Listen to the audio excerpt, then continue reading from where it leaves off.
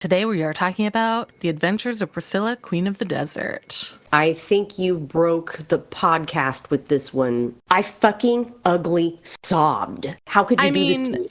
The way Australians say Felicia is so cute. Every single second that Bernadette was on screen was a fucking treasure. Adam/Felicia, dead names Bernadette. So. I wanted Bernadette to slug him in the face. She threw a lamp at him. I love this movie. It's so good, y'all. Nice night for it.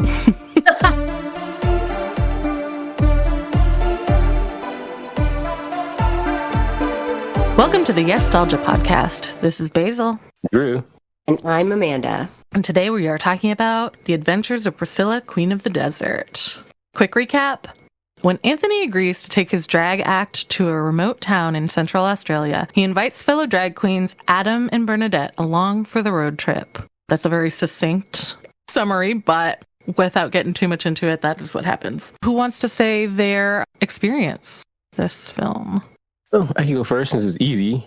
I had never seen it, never heard of it until it was brought up. So, yeah. Amanda? I had never seen it, had heard of it many times. I've been very, very well aware of its existence, and it was one of those things where people framed it as, well, I say framed it, it very well could directly be the spiritual predecessor to Tu Wong Fu, Thanks for Everything, Julie Newmar. So me and my ADHD brain, I was like, oh, I don't need to see it because I've already seen Tu Wong Fu. So, yeah. This one's older. And Australian. It is, yes. A second thing based technically in Australia that I've picked in a row. I picked this. I don't remember when I first saw this because I was pretty young. I very likely saw a pretty edited version of it, considering, but I do know, so when I was young, my mom's friends from work, she had several friends from work that were gay, and sometimes I'd go to P-Town with them on the ferry, and I would get sick every time, but I particularly often would bond with her friend Steve, who has since passed, but who was really into like kitschy, campy stuff, and we would discuss a lot of that stuff, and he would introduce me to some stuff. So I feel like I saw this with my mom. I don't remember. It's been so long. I don't remember the first time I saw this, but I've seen it many, many times. I have a very soft spot in my heart for it. So, and I saw it before I ever saw Tu Wong Fu, which I have seen and is also very good. And I like them both very much. But yeah, that's my general experience. I'm going to say, I think you broke the podcast with this one. Maybe not the podcast, but you definitely broke me with this one. Because why? This movie, it's too good. This movie is really, really fucking good for me in a lot of different ways. To the point where I'm like, I almost don't want to speak on it because it's a little, I'm not gonna lie, it's a little sacred for me. This was a fucking banger, Basil. Like, how could you do this to me? I do feel that way. It is not sacred. Well, maybe, because this is, I think, one of my first introductions to drag in general, which has now spanned a lifelong love of drag. And also, I will say it's interesting, like, I think it just opened me up to a lot of things. It was probably not super appropriate for me to be watching when I was young, but generally speaking. I think that flies in the face of a core theme of this movie. Yeah, I do think watching it this time, I'm like, there's no way I understood some of the stuff that would be quote unquote inappropriate, right? And we can get into it. I don't know. Even take notes on this movie because in a small way, this movie, it hit so many nerves that I smiled during this movie. I laughed during this movie. There was at one point, Basil, I fucking ugly sobbed. There are parts of this movie that I have literally lived, and this movie treated these topics with such beauty and grace. And I could just be gushing because I've been a little fucking kid before whose parent has come out and been like, I'm ashamed of what I am and I'm afraid to tell you this. And there's a lot of fear and a lot of shame around this, but I cannot not tell you who I am. And my response was pretty much like, okay, why are you moving? Like, that's cool. I don't even want to get into this part because it happens way, way later in the movie. Let's sort of hash out the plot to this movie a little bit more, because I think it deserves it. What's going on here? We have Mitzi, who also I think, Hick, and Anthony is the name they mostly go by. Okay. Within their daily life. Mitzi is their drag name, their stage name. And then Tick is like a nickname that people call him. Yeah, it took me a while. I was like, who is Tick? Who is Mitzi? And then we have Felicia. Oh, bye, Felicia. So cute. Like, the way Australians say Felicia is so cute. Felicia. Or so I cannot do an Australian accent. There you go. This character, to me, he is so visually fucking appealing. I'm just like, you're a little snack. He is adorable from head to toe. And I know his name. The actor's name is Guy Pearce. I've heard his name a million times. Cannot tell you what other movie he's in, but in this one, Memento was a big one. Yeah, Memento was one of his big... let me see what else he was in. But Memento is the one I know was big for him. LA Confidential. Oh, yeah, Iron Man 3. He was the villain. Yeah. Prometheus, apparently. Yeah, he's been in all kinds of stuff. I think in terms of a main character, would definitely be like Memento would be like his big sort of main character. Did you say he was in Prometheus? Apparently. Huh, okay. I think he plays the rich guy at the end. Maybe I'm wrong. But yeah, anyway, his character Felicia is basically like a Labrador retriever on coke. He is just always laughing. Everything is just sunshine and rainbows, and he never fucking stops. It is actually exhausting to watch his performance in this movie. I mean, he's an exhausting person, you know what I mean? Yes, and Bernadette actually does not want to go. At first, she's like, hang on, I'm going to back up a little bit. Let's just be very specific. Bernadette is the one and only woman. Yes, she's a trans woman. And I will say they play a little fast and loose with that in the film a bit, I've noticed, and their terminology for things. But it is very of the time, I'll say. In 1994 here. Yeah, it was actually, yes. I think it was actually kind of good and delicate for 94. It was very self-aware for 94. It was very educated. Yeah, for the most part. 94. Yeah, for 94, yes. And I'll say the thing is, for a lot of trans people, especially, 80s and 90s, they were able to sort of express themselves in a way that they could be out from things like drag. You know what I mean? By being able to express yourself in the way you really are, you are able to kind of see who you really are, I think. And a lot of people say that about D&D because you can kind of be whoever you want. Now, drag, of course, was pretty different at the time, but yeah. Yeah, so to touch on Bernadette, let's see. Terrence Stamp is the name of the actor who played Bernadette. And again, I know nothing about him other than, goddamn, he was born in 1938. I'm going to sort of move between pronouns to speak of the actor and the character, okay? Yeah. When I say this actor's performance, top fucking notch, in my opinion. Do you guys agree? Yeah. Every little move he made as Bernadette, I was sold on. Every single second that Bernadette was on screen was a fucking treasure. Kind of weird how he stood his ground with Guy Pearce and Hugo Weaving. And I even stood his ground, like actually kind of above them. Yeah, I would agree. Right? And was not an over-the-top character, was not a very energetic character, was not a character with a whole lot of weird drama, sort of like Mitzi was. But I soaked it up every single minute she was on screen. Yeah, this character felt so real. This feels like somebody you could know in real life. Yeah. Been that person their entire life. Yeah. And, there is something to be said because particularly now that we are kind of, as a society, more exposed to things, that in an ideal situation, a trans person would play a trans person. I don't think that was very likely to happen in 94. And there is something to be said that, puberty blockers were not widely available at the time as well. So I don't know how to speak on this exactly. I am not a trans person, but... They dealt with Bernadette pretty honestly. I am not, I'm sort of riding the fence. I'm non-binary, so I can't speak on the extreme ends of the bell curve. But I really did think that they handled the Bernadette character with a lot of honesty. Like that one scene where they were eating breakfast out in the middle of the desert and she's just got like a bowl full of pills and Mitzi's like, take your hormones and shut up. Like they made no mistake. Eat your hormones. Yeah, they made no mistake. They were like, we're not going to come out and say the sentence, but we are gonna come out and say it. It was great. They do use the outdated term transsexual, which we don't really use anymore. They use so many slurs up in this movie. It's phenomenal. And there are some things now that I think people who have an understanding about the trans experience might find a little off-putting in this movie. I'm not going to lie, particularly when Adam/Felicia dead names Bernadette. Yeah, I found that very annoying. It's a running thing for a bit. That was a little rough. Yeah. Yeah.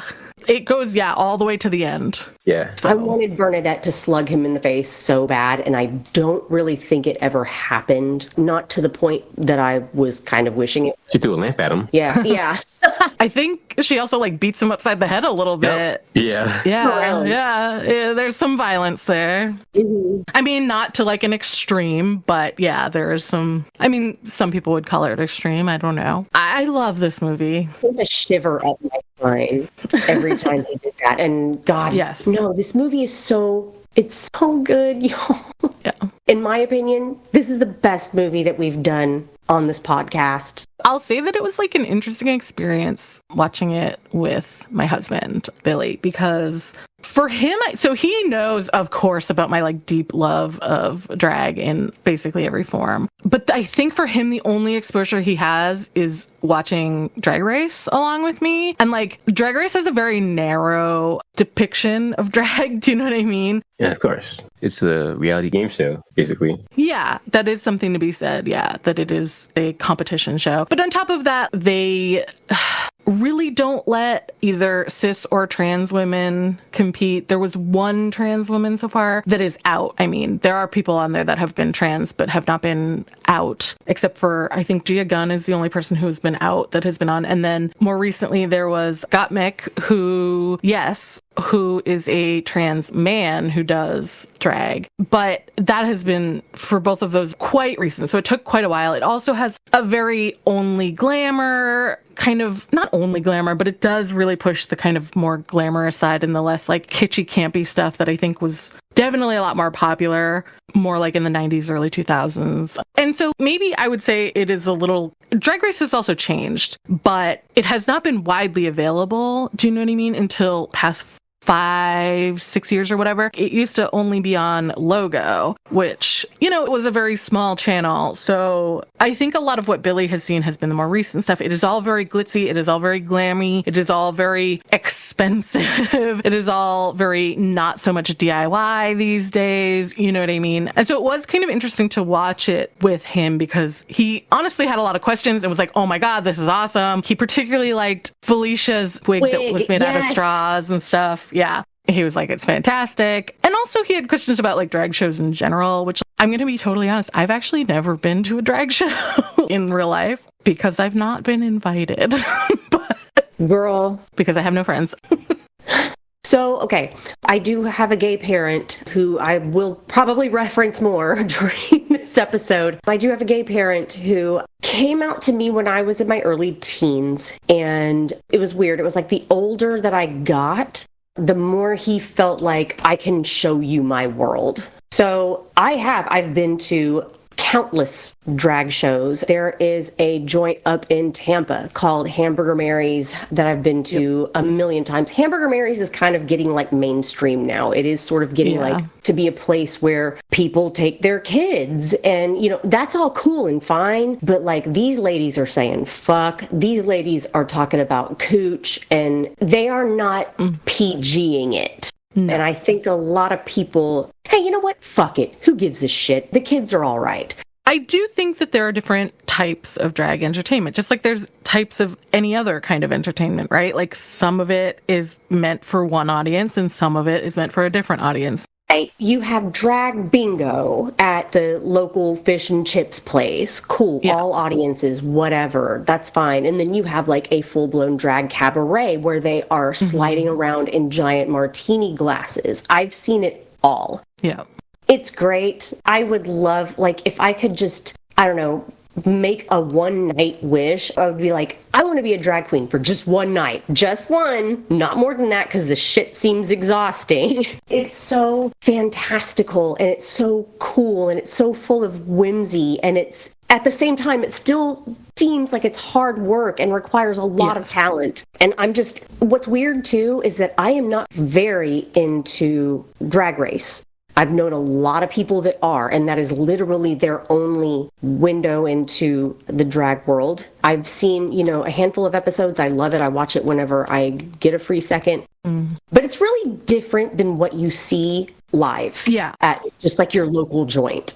Well, and there was actually another show that I think was interesting because I do think it meant that you could be a little bit more exposed to a different style of drag specifically, which was the Boulet Brothers Dragula, which had more of like a horror filth kind of thing going on with it, and was definitely a lot more open about its contestants. Like one of the season winners was a drag king, Landon Sider, I believe. And I mean, was an incredible drag king, so definitely deserved it. And that is the thing. It's hard because it seems like Drag Race has kind of made themselves like the pillar. And so I think it was hard for Dragula. And Dragula was also a very niche thing in general, I would say. But I don't think they are doing it any longer, as far as I'm aware. But maybe I'm wrong. It's hard because I've had to like chase it around to different places to watch, if that makes sense. But yeah, the unfortunate part about Drag Race sort of being sort of this pinnacle of what people know drag as is it is a very limited scope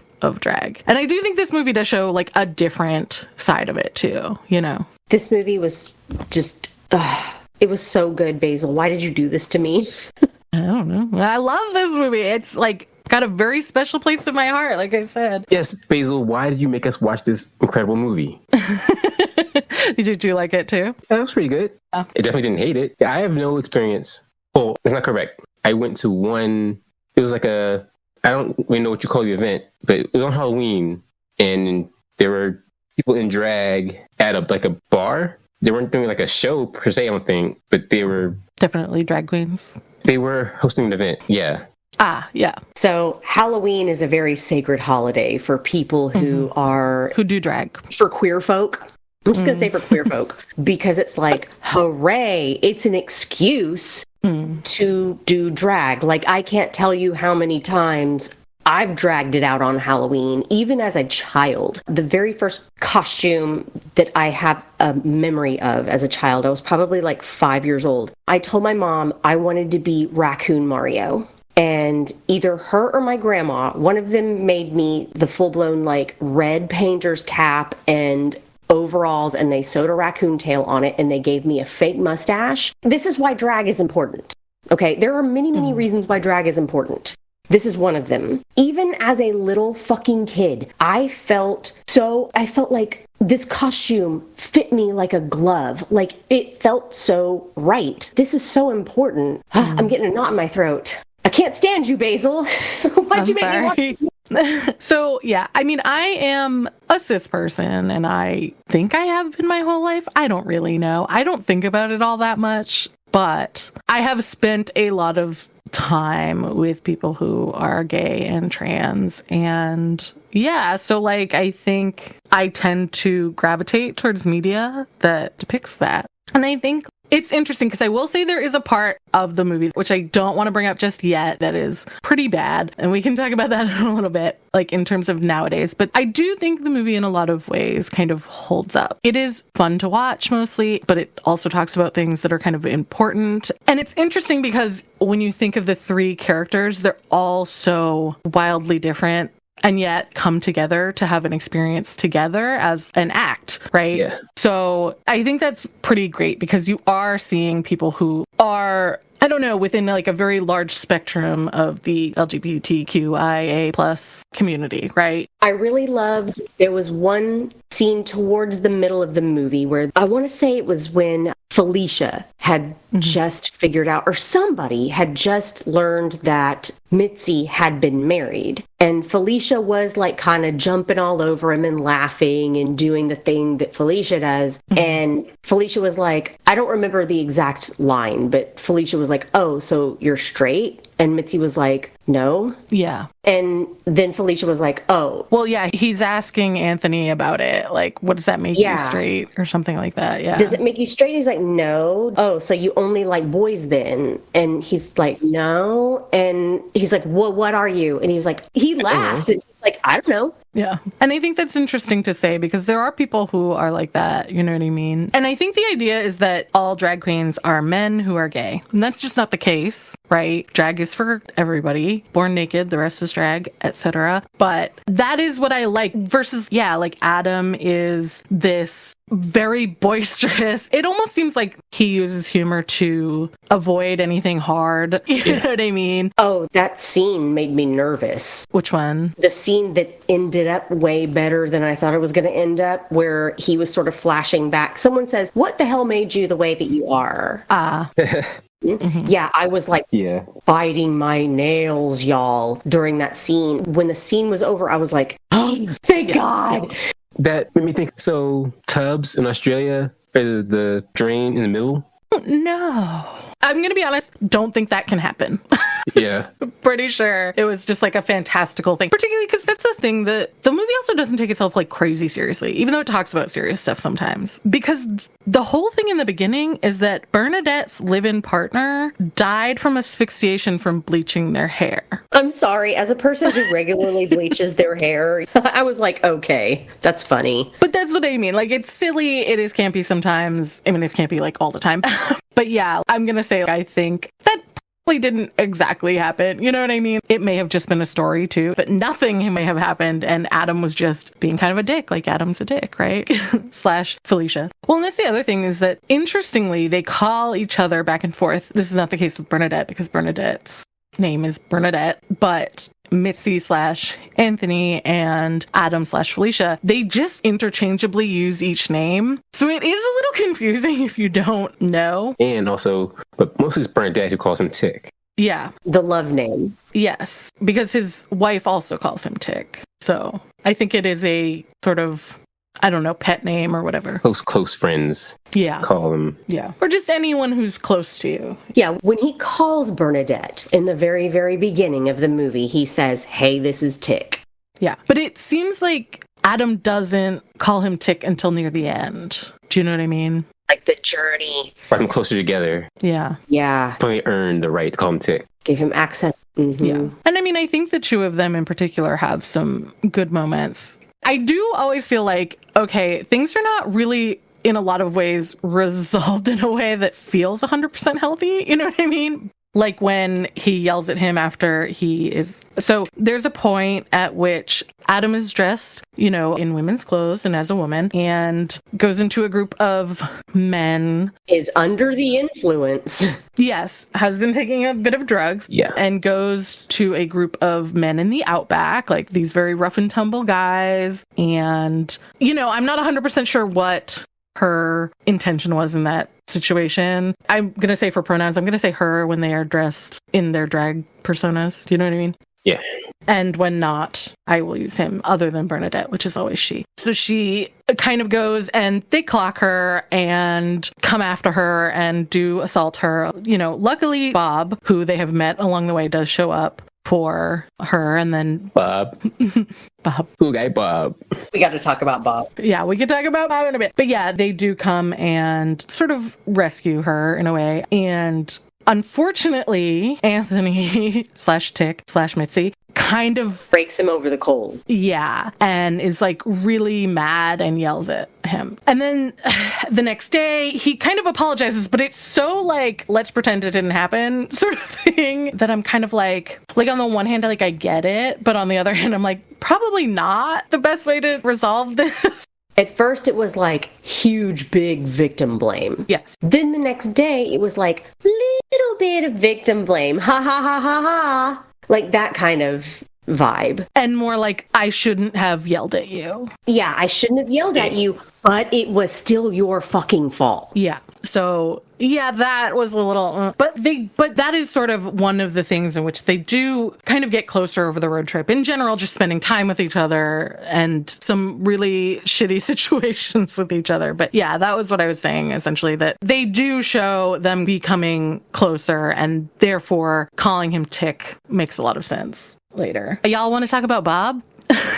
What about Bob? What about Bob? What about Bob? Yeah, I don't know. Bob is an interesting character, and I think at the outset, you're supposed to think he kind of sucks in regard to his relationship. Do you know what I mean? Yeah, well, that was nuts. That was fucking nuts. Yes. Yeah.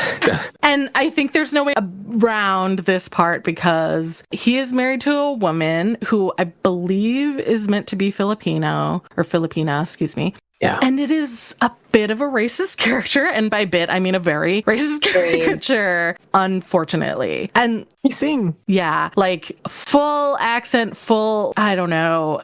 And there is definitely some sex worker shaming. But as they go on, they sort of do show you more and more about like why this was a bad marriage. And that's fine. And if some of those things were the only reason, fine. However, it's really uncomfortable for a lot of the scenes with Cynthia, his wife. So this is one bad part of the movie's writing and direction, maybe, is that you see his wife come out with like a tray full of lemonade, and it's one of the most racist things that you'll hear nowadays. But the whole time Bob is like, no, get in the house, go, you're not allowed to be out here. And the whole time I'm thinking, what is the deal? And then Bob goes on to tell them that she's not allowed at the bar anymore because she has an drinking problem. And then they show her, this is the part where I got really, really confused. Yeah. The queens are at the bar and they're performing and everyone's confused. Yep. And intermittently throughout the scene, we see the wife, and I'm sorry, I don't remember her name. Cynthia. Okay. It almost seemed like she was locked in this little laundry room. But number one, she wasn't locked in there. There was a locked cabinet. And I immediately thought, oh, that's where the booze is. Did you guys think that too? Yeah, I did at first. Well, it's a very memorable thing that happens, so I cannot tell you if I knew. You already knew. Because I've seen it before, but yes. But she pries open this cabinet, and the whole time she's like going hysterical. Like she's looking out the front door, and she's looking at the bar, and she's screaming, and she's going kind of bonkers. And she pries open this locked cabinet, and a bunch of ping pong balls. I thought they were cotton balls at first. But yeah, they are unfortunately ping pong balls. Yep. If you know the stereotype, then you already know what's going to happen. She invites herself to the bar and does a very scintillating act with these ping pong balls that sort of kind of puts the Queen's act to, not to shame, but it's just sort of like... Is it to a halt? Yeah, she completely interrupts it. Everyone is like, yeah, it's the ping pong girl. Woo! When before they were just sort of like, what's this shit? Yeah, and there's a part like a little bit earlier when they're at dinner with Cynthia and she's like, oh, I dance too. And he's like, no, you don't. And so there's a lot of scenes where you're like, this is weird. And Billy actually reacted to this until he saw what happened when she came to the bar. And he's like, oh, so he just doesn't like her there because she's like really enthusiastic and like outgoing. That's really fucked up. And then, of course, seconds later, it's like, that's a little bit different. Yeah. You're like, oh, okay. Yes. And then they had that fight. They had that couples fight where she drives off and she's like, if you want me to be a good wife, you be a better husband. And I'm like, I don't know who is right or wrong in this. And it just all feels wrong. Like every part of this, like both of you get away from each other forever. Right. Yeah. Somebody says something, and there is a bit of implication, at least at the outset, that she was a quote-unquote mail-order bride, right? And then later you find out that's not really the case, which I appreciate, at least that. Was it just that he got real drunk and married her, like Ross and Rachel style? Okay. Yes, and she thought that she was going to have a better life with him, and turned out, no, he lives in the bush, like in this very rural community. She thought he was from Sydney. The big city. Yeah. Could have done without all of that. Yeah. I do feel like that part is entirely unnecessary to the story. You know what I mean? They could have added Bob in a different way. Yeah. And I think part of it was to also show Bob's appreciation for Lay Right. Girls, which is a group that Bernadette had been in when she was much younger. This all makes Bob sound kind of like not cool, but he really was. Cool guy Bob.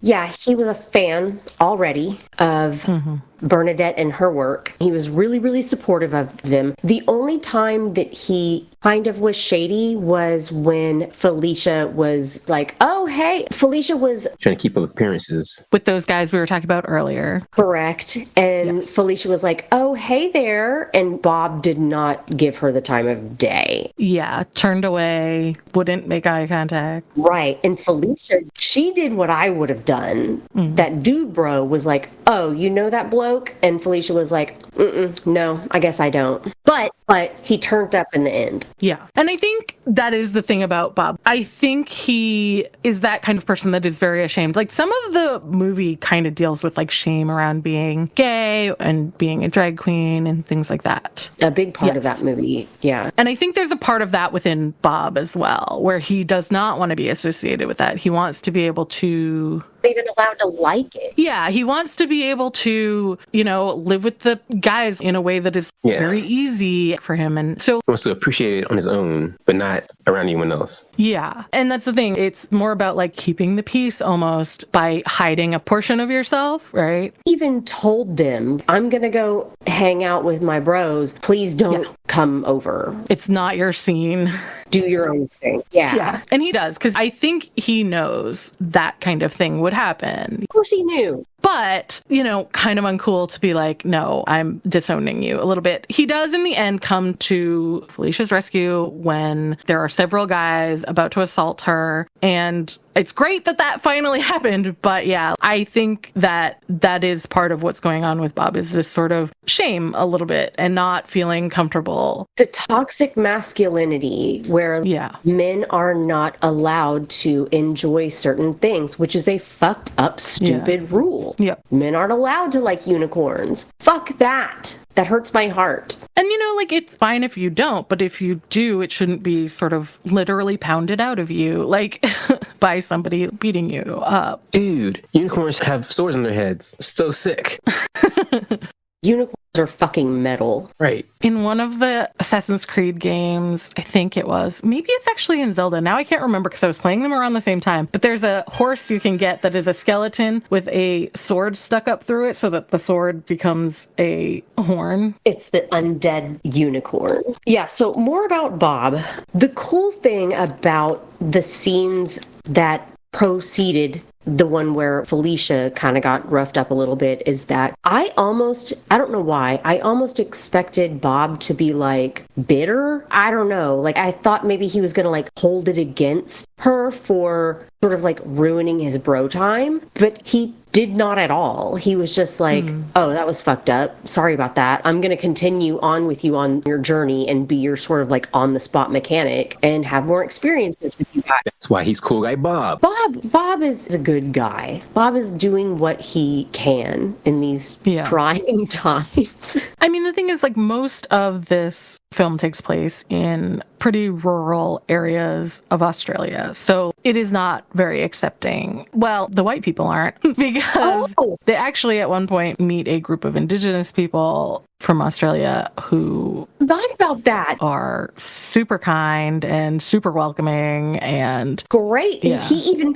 participated and Right. had a great time. And that was where I learned the phrase, nice night for it, isn't it? Yeah. Or something Yeah. like that. Nice night for it. Yeah. I'm going to start saying that. Nice night for it. Yeah. I'm going to start saying that anytime I catch somebody doing something like weird and fucked up. Well, nice night for it, isn't it? but yeah, and I do like that. Well, it's a nice night for it at least. And as far as I'm aware, because again, we talked about this in the Tank Girl episode, I'm not super familiar with, the indigenous culture of Australia, but it seemed like it was a very respectful scene, which Yeah. I did appreciate. It was one of those things where it's like, okay, this, especially for the time period, could go in a way that's not great, but it doesn't. It turns into a really awesome scene, honestly. Yep. much better representation of Australia than Tank Girl was. Yeah. Oh, yeah. Oh, well, that you can't count. That was like Fantasy you're Australia. right. You're right. But it was, fantasy Australia. But no, they were just like kicking it. They had a bonfire and some of them were playing guitars. The one dude that happened to catch them during rehearsal was like all up into it. He was like, hell yeah, I will dance with you. I think it was, again, like Basil. I don't truly know everything I'm talking about right now, but it seemed real chill, like a real chill vibe. Very chill. If I'm wrong, let me know. I just remembered something Billy had said where he loved the use of color in the movie, and the scene where Felicia's up on the shoe and there's this like long trail of the silver flapping in the wind behind the bus was like really beautiful. And he also said, because there's two movies that I really love, specifically visually, but I also love the stories, which is Hero and The Fall. And they both kind of do a lot of these really beautiful set pieces like that. You know what I mean? It was like that costume was made for someone to drive through the fucking desert of Australia on top of a bus wearing a human flag. Yeah. It was amazing. It was beautiful. He did it again later with a pink one where he had smoke, or was it a red one? I think it was like kind of reddish pink and there was smoke coming out from behind him, and it was great. Yeah, I mean, I do think, to be honest, even though I say this is a representation of other drag, I do think it's like Hollywood drag where it's really big and a lot of money, you know what I mean? So probably a lot flashier than, you know, a normal drag show, but... Then you get to the performances themselves, and here's where I had to sort of do some conversion in my brain, because I am familiar with RuPaul's Drag Race, and I am familiar with, you know, sort of like the modern drag performance, and then we would look at a performance such as the ABBA one at the very end of the movie, where I was sort of like, on the surface level, I was underwhelmed. If I didn't have such an emotional attachment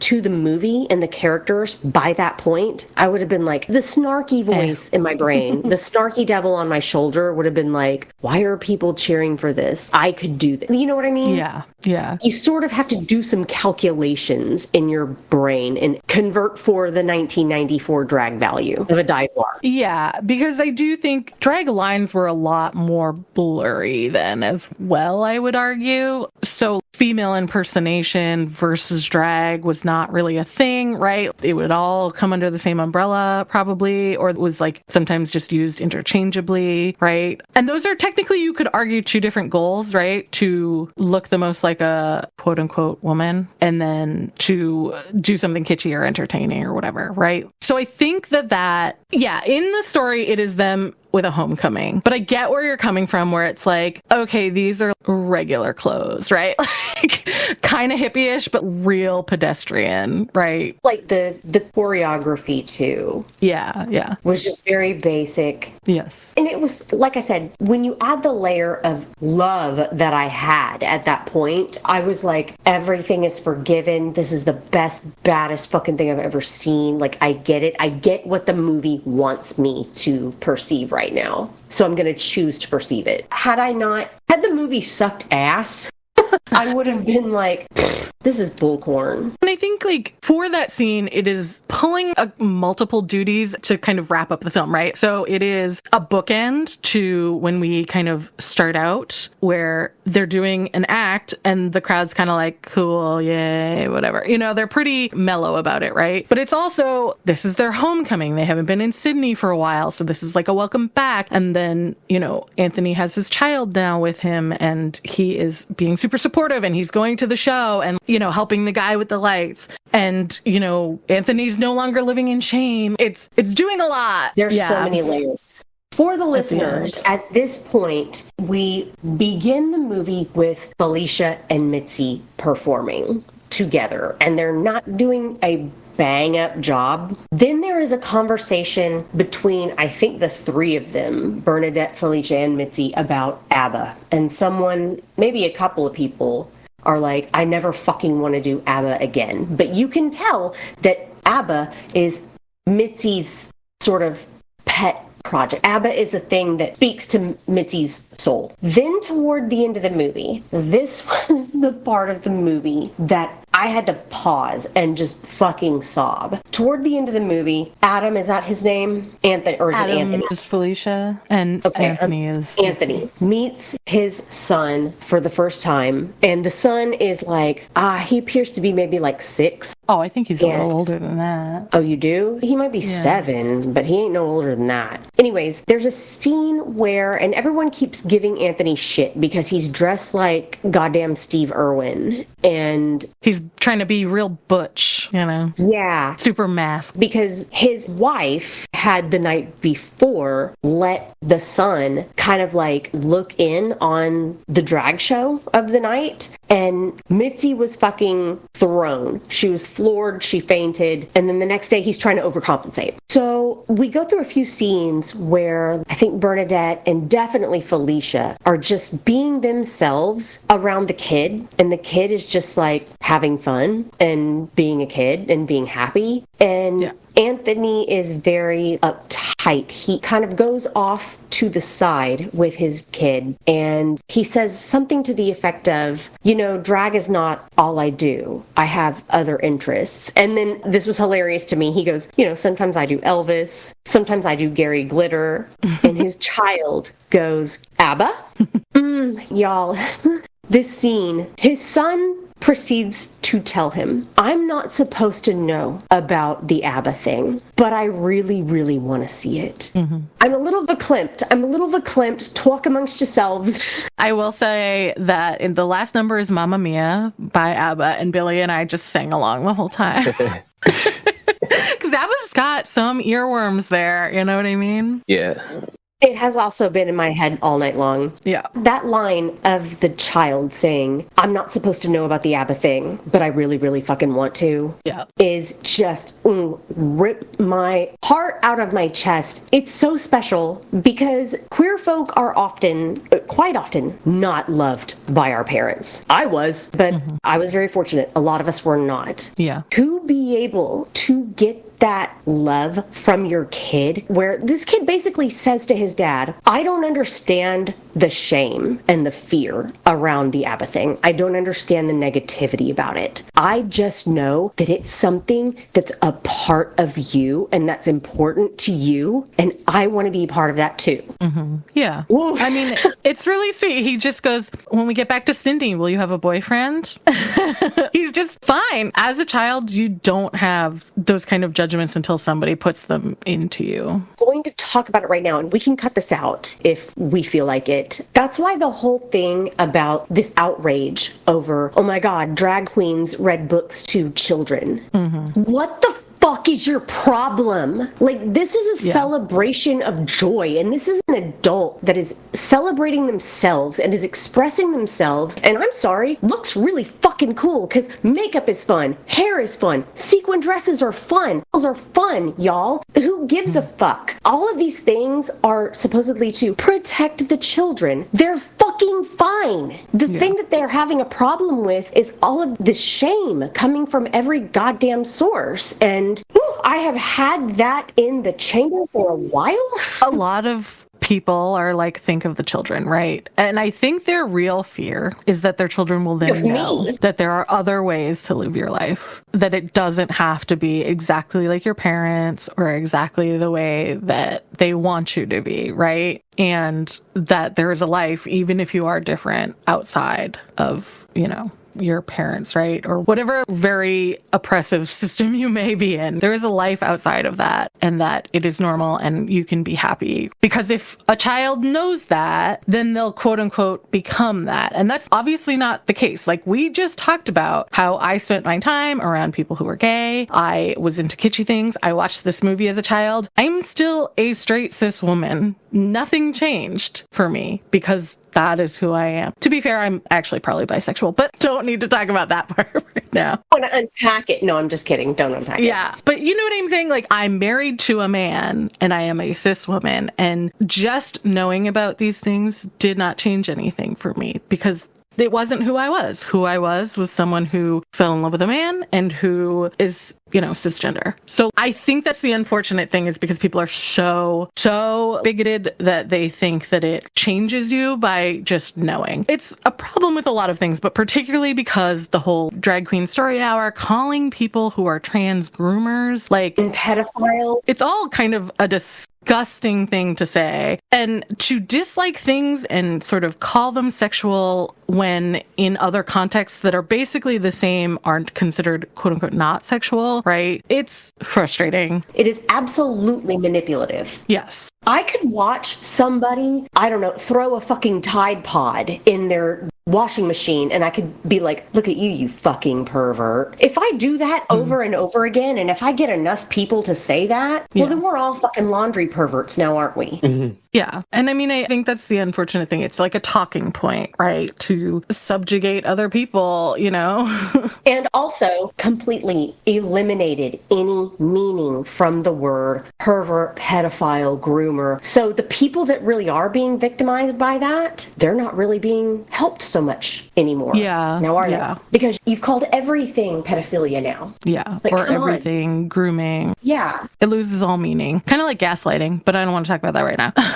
Yeah, and I'm going off. We can talk about it, but... So do not hesitate to edit any fucking thing that I say out from this episode, because I have been waiting to exhale. Like, I didn't know that I needed this movie. That's why I'm like, Basil, how dare you? I think it is a little bit hard to extricate a movie we're talking about drag queens and not about the topical thing that is currently happening, right? Where people are, banning, trying to at least ban drag queens. And it is sort of wrapped up in, transness as well. And essentially trying to make it so people cannot live who they are outside, essentially. To push them into hiding and shame, right? And it is hard to take that away from what we are literally talking about in this film. Yeah. It strikes a nerve for me. Yeah, I understand that. And I've been very fortunate in that I live in a place that is quite liberal, but I know that that is not the case for everyone. And we support you on this podcast. I want to touch upon, Anthony, Mitzi, Tick. Mm-hmm. When this movie first started playing, I think the opening scene has him in full makeup. Like, I think the first time we see him is in full drag, right? Yes.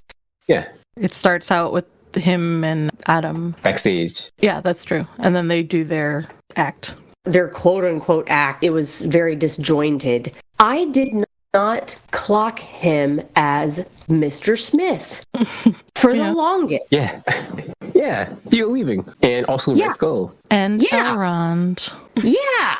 I specifically love Elrond. He shows up in both The Hobbit and The Lord of the Rings. But anyways, not the films, the books. Now I'm kind of ashamed that wasn't the first one I went to.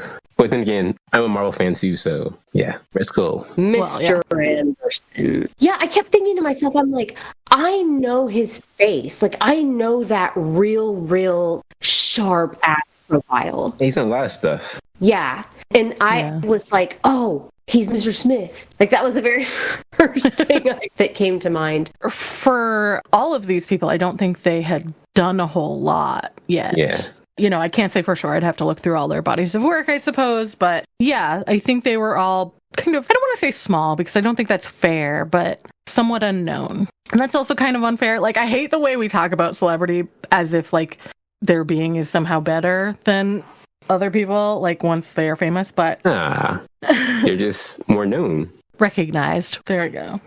I think most of their characters, though, were not main characters. Again, I don't know anything at all about Terrence Stamp. Nothing. Me neither. He plays, like, villains a lot. Like, I'm just gonna look it up and see which ones you guys might know. That's what I'm doing, too.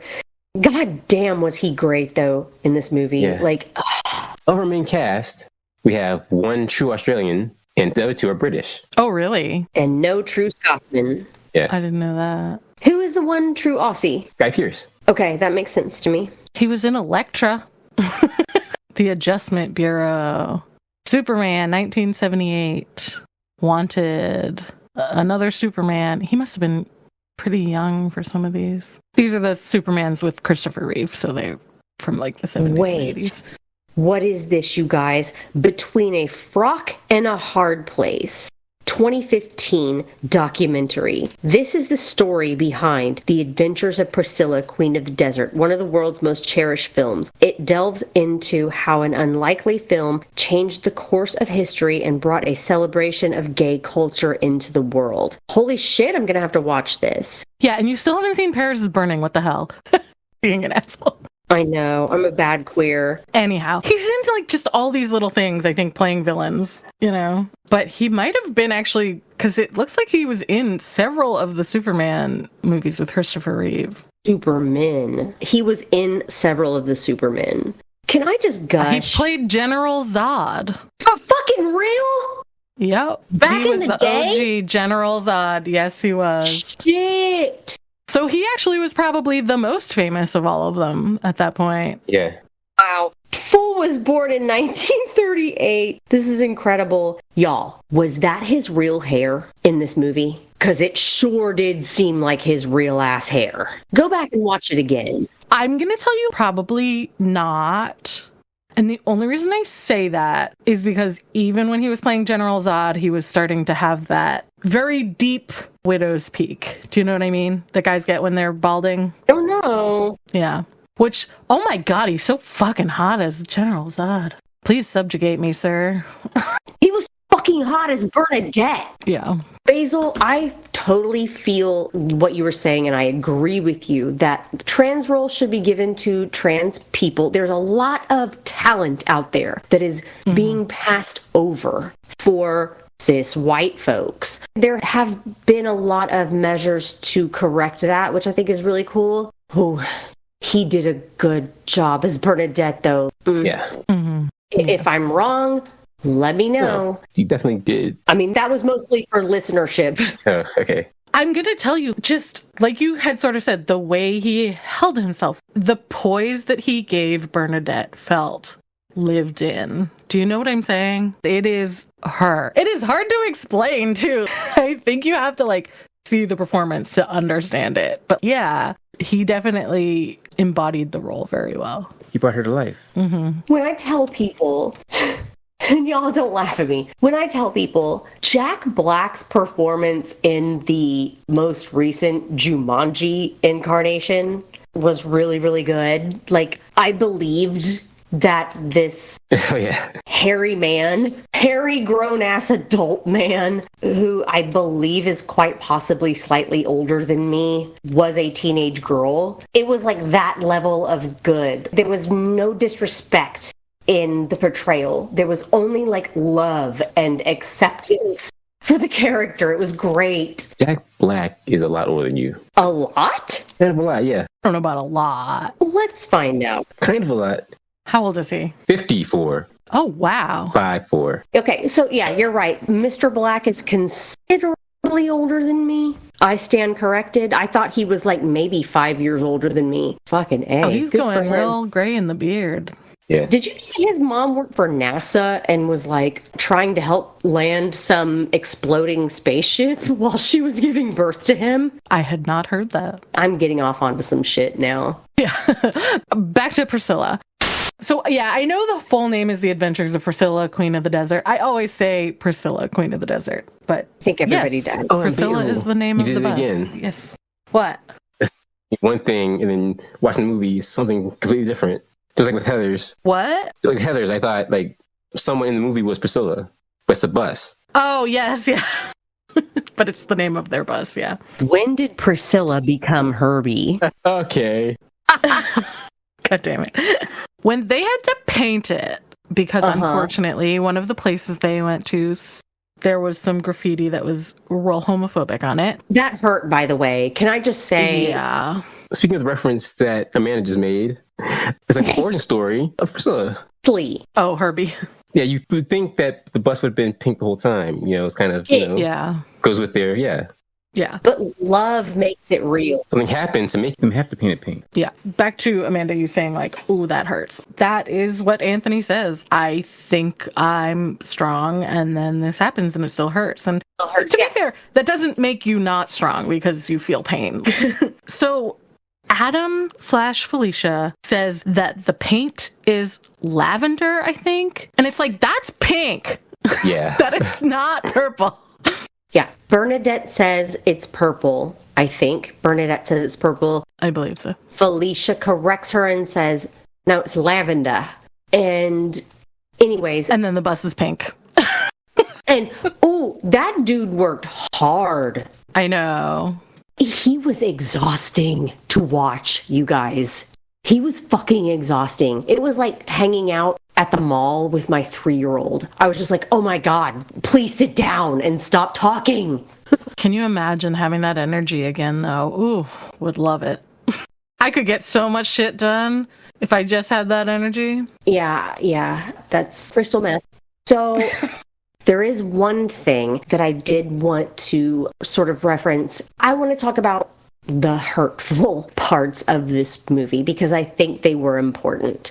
We could have had RuPaul's motherfucking Drag Race where we were in a vacuum and drag was just accepted as this thing to be celebrated, and same thing with gayness and queerness and all of this, but we didn't. We also did not have a bash movie where it was just like constant fucking misery. Kind of like we talked about in Tank Girl, where it was just, oh God, please stop. We get it. Yeah, a slog. We had right, with this movie, this was great. We had a very leveraged amount of hate.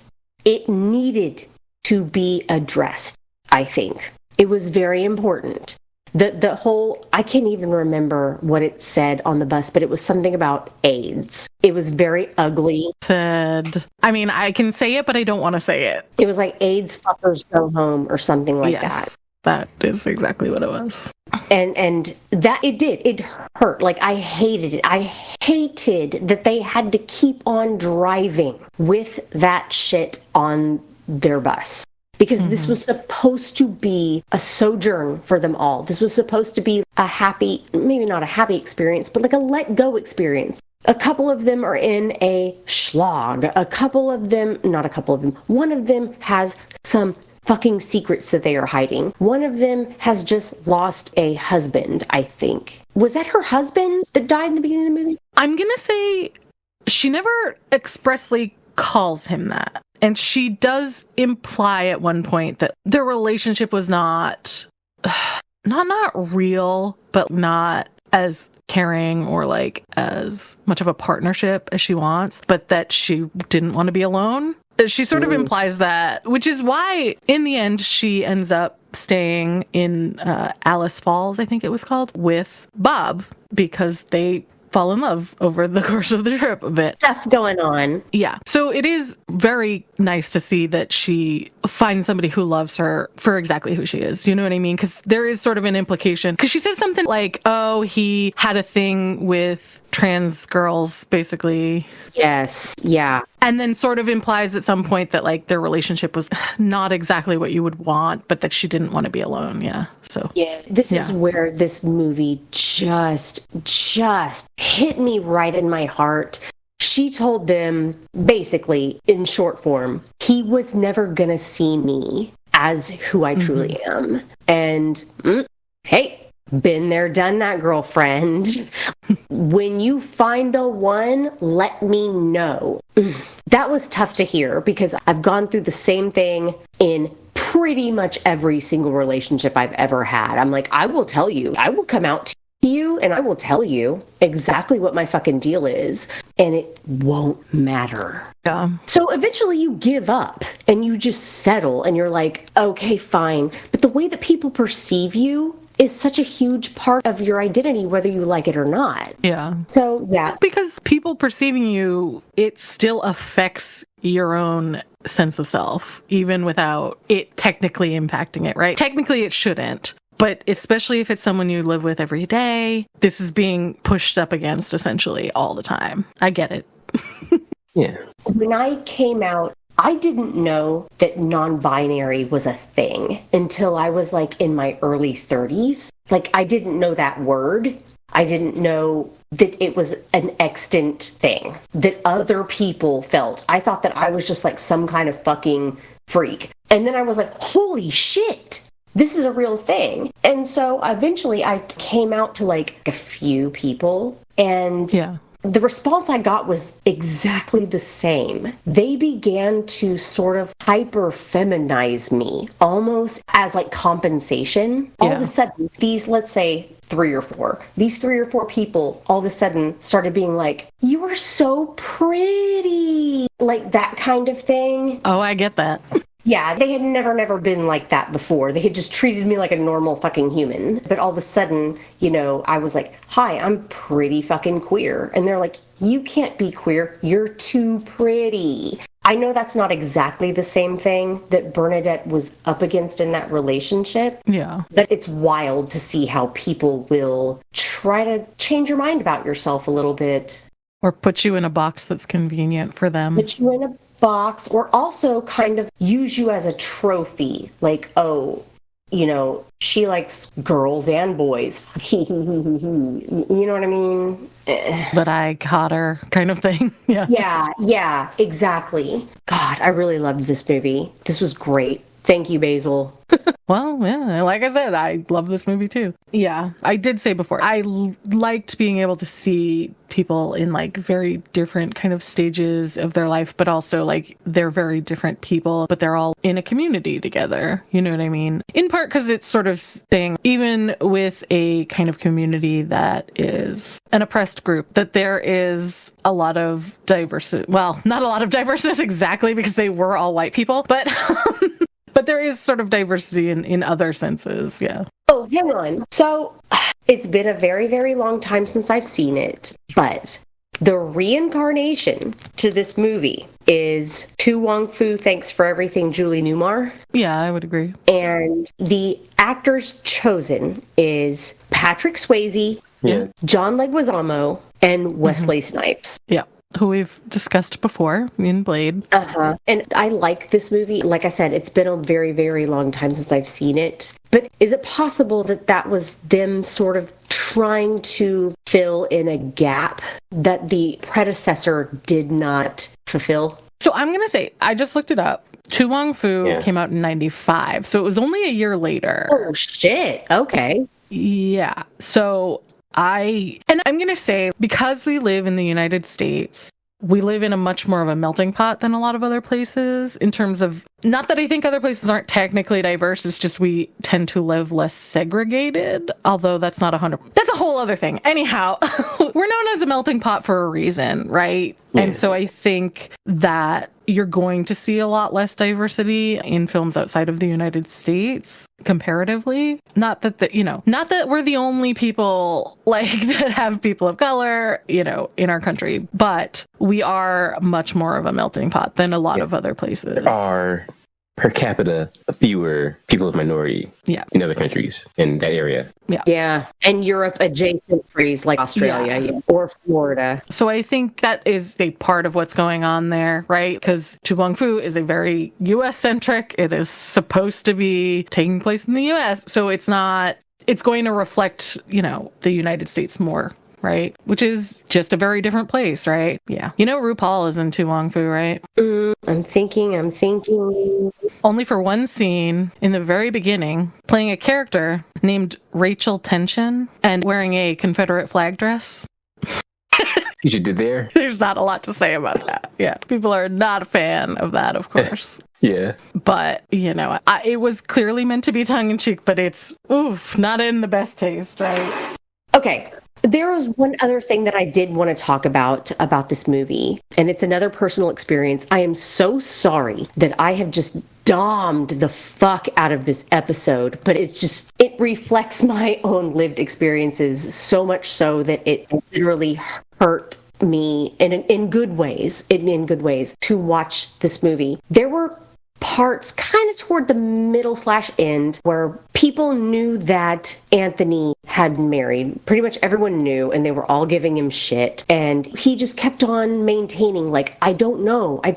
Like, look, I don't fucking know. And then it was revealed that he has a kid. And Felicia and Bernadette both, I think, continue to kind of give him hell. Felicia especially. And here's the thing. I have told folks, like, I've had reason, like, I just haven't walked up and been like, hey, my dad is gay. It's been pertinent to the conversation where I've been like, oh, my dad is gay, da, da, da. And I shit you not. People will be like, that's impossible. And I'm like, that's what? Funny. Yeah, they're like, if your dad is gay, then you should not exist. No, it's very possible. And I'm like, again, what the fuck are you talking about? Because we have folks such as Anthony, who, and I love that this movie literally fucking will not tell you what his deal is. Anthony will not tell you what his deal is. He's just like, I don't know, dog. I don't fucking know. Maybe they're trying to change themselves. If I keep trying, maybe some shit will stick. You know what I mean? We have not always lived in a world where, honestly, I think we still don't live in a world where it is perfectly fine to be gay. We definitely did not live in that world in 1982. So we've got folks out here just trying whatever, just to fucking fit in. I've done it. I have a daughter, and I'm just like Anthony. I don't fucking know, dog. Yeah. When I was a teenager, I had a friend whose dad was a trans woman. And I do say dad because that was her preference. And it was like, yeah, that stuff just fucking happens. The world is complicated. Owes anybody an explanation. Shit's complicated. Yeah. And, you know, asking somebody about those kinds of things is sort of like, it's only for your own curiosity. So, like, you don't need to ask. You know what I'm saying? Sometimes. Yeah, you don't need to ask. And if you do, if you feel the fuck like you do, that's fine. But accept the answer.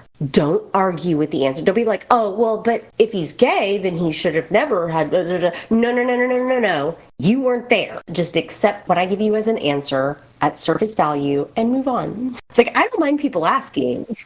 I think the thing is, like, people feel like, oh, well, I want to understand. And it's like, you don't have to fully understand, right? Like, you have to get the gist, at least, probably, but you don't have to fully understand someone to accept them and to respect them, you know? Person who you're talking about doesn't understand, as portrayed by Anthony, who continuously is just sort of like, I don't know. You guys keep razzing me, and I don't have an answer. I almost preferred that. No, not almost. I definitely preferred that to him giving an explanation, which I think he kind of tried to, and it still didn't even make sense. I'm going to say that we definitely have a lot more language for sexuality and gender these days than we did in the 90s and beyond. So any explanation he would have given anyways would probably have been outdated at this point, right? I appreciate that he did not give one. It's timeless. Yeah. The answer, I don't fucking know, get off my back, is timeless. Yeah. And it's always valid. Because the thing is, you give an answer and then maybe it's not 100% right. And we don't have to find labels for every little tiny iota of difference, right? Because for him, maybe he's gay, but he did love this woman, and that's it. What do you call that? Laser-guided heterosexuality. But, like, that's what I'm saying. Like, you don't have to have a name for everything like that. Do you know what I'm saying? So I was part of the Gay Straight Alliance in high school. So, you know, there were some gay people there. There was probably more gay and trans people there than were out at the time. In fact, I know there were, because I know of people who came out later. But there was one person who we would kind of also talk about gay media and stuff like that. And we had like movie nights. Unfortunately, because But I'm a Cheerleader had gotten an NC-17 rating, when we did like a movie night, we had to get parental signatures for it. Obviously. Even though it is not a sexual movie. That was like my first experience about gay movies at the time being more sort of punished by the MPAA. But we had this book that we had read called Am I Blue? And it was about this kid who was getting bullied because this guy kept bullying him and saying he was gay. And then he was like, I wish I could see, everybody's sexuality. And then, of course, the bully was bright blue the next day, and so was he. And there were people with all different shades of blue, and it was supposed to be like a metaphor for liking the same sex of people, I suppose. But there was a person who said they were dating. This is hard to talk about because I know they are a trans man now. But at the time, they identified as a lesbian, but they were dating a man at the time. And they said, turns out I'm a different shade of blue than I thought. Right. But I think that's the whole thing, is that there is such a spectrum. Do we need to have a specific word for every piece along the way? Do you know what I'm saying? Every shade of blue. I get you. I don't know. Maybe we do. For some people, maybe that's really, really helpful. Other people, it might be confining. Right. To me, it's sort of like the word queer. A lot of people revile when they hear that word, but it is incredibly important for a lot of people who are just like, I don't want to offer an explanation. I'm tired. I don't know. I don't feel like explaining. I'm still figuring it out. I'm queer. Yeah. However, I really feel like it depends on, it is incredibly subjective. If you feel like demi girl lesbian works for you, then that's great. You found it. You found it, dog. Good for you. It's all about self-declaration. You cannot project it onto somebody else. It's for you and you alone. Yeah, and I think that sometimes gets into the arguments about bisexual versus pansexual, which I know is kind of a thing. Very confusing, yeah. And you know what? It's okay to be confused. Yeah.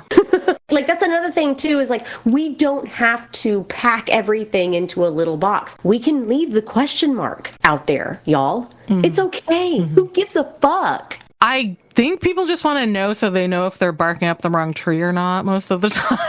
You know what I mean? I think that's most people's question. I mean, but otherwise, Anyhow, I think we have talked out what we had to talk about for Priscilla, Queen of the Desert. So let us give our ratings. Who wants to go first? I can go first. Yeah. This is a big time Yestalgia for me. Loved every minute of this movie, even the parts that made me sad and uncomfortable. It was all necessary. The abuse that happened was appropriate. It was not gratuitous.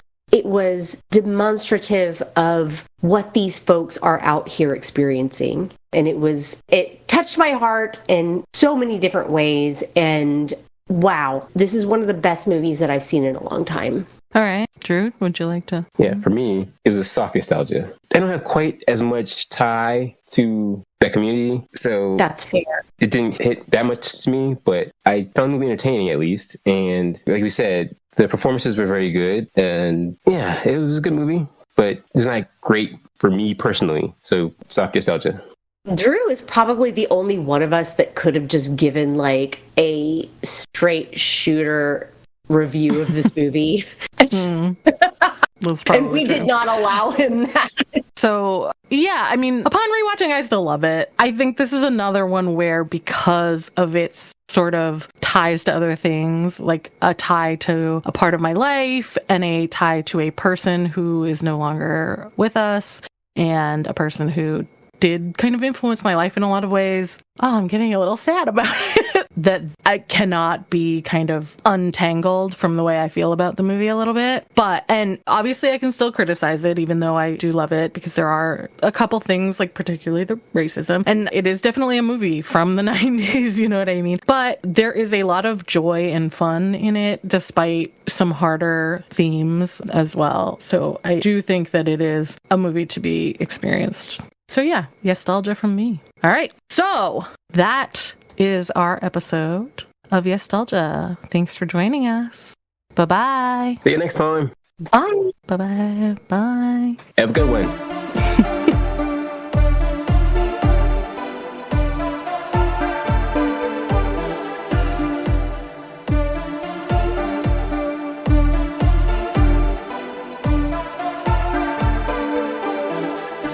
going to hell.